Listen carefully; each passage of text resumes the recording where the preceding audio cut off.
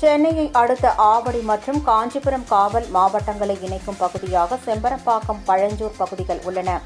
தொழிற்சாலைகள் நிறைந்த இந்த பகுதிகளில் வடமாநில தொழிலாளர்கள் அதிக எண்ணிக்கையில் பணியாற்றி வருகின்றனர்.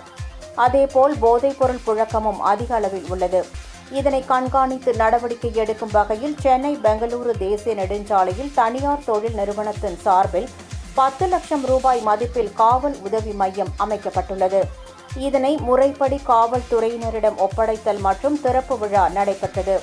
சிகேபி குழும தலைவர் சேஷாத்ரி தலைமையில் நடைபெற்ற இந்த விழாவில் ஆவடி காவல் துணை ஆணையர் பெரோஸ்கான் அப்துல்லா கலந்து கொண்டு ரிப்பன் வெட்டி புறக்காவல் நிலையத்தை மக்கள் பயன்பாட்டிற்கு திறந்து வைத்தார்.